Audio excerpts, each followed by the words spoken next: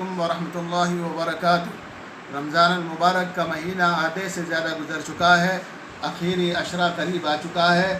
آخری عشرے میں اعتکاف کرنا سنت موقدہ الکفایہ، لہذا میری تمام ان لوگوں سے گزارش ہے کہ جو اعتکاف کرنا چاہتے ہیں وہ اپنی اپنی مسجدوں میں 3 مقتدی حضرات ہیں، اسی میں سے انتخاب کر لیا جائے اور انہی کو اعتکاف کروایا جائے۔ اگر ان مقتدی حضرات میں سے کسی کو کوئی عذر ہو تو ان کی جگہ پر کسی اور کو اعتکاف کروایا جائے اور ان کو ہٹا دیا جائے۔ مسجد میں نمازیوں کی تعداد کو نہ بڑھایا جائے۔ دوسری بات یہ ہے کہ لاک ڈاؤن میں ذرا برابر بھی ڈھیل دی جاتی ہے تو بازاروں میں، مارکیٹوں میں ہجوم در ہجوم عورتوں، بچوں اور مردوں کے جھنڈ بازاروں میں آ جاتے ہیں، اور یہ سوشل ڈسٹنس کے بھی خلاف ہے، لاک ڈاؤن کے بھی خلاف ہے۔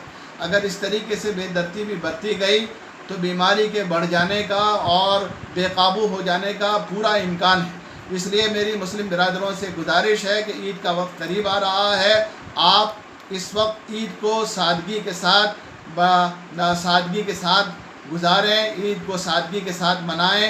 خریدی کا موقع بعد میں لاک ڈاؤن کے بعد ملے اس وقت کریں، ابھی خریدی کے لیے ہجوم یا بازاروں میں، مارکیٹ میں بھیڑ نہ کریں، سادگی کے ساتھ عید کریں اور اپنے غریب بھائیوں کا خیال کرتے ہوئے ان کو اناج راشن پہنچانے کا کام کریں تاکہ ان کی مدد ہو سکے، اور صحیح معنوں میں عید وہی ہوگی کہ ہم اپنے بھائیوں کی دیکھ بھال کر سکیں۔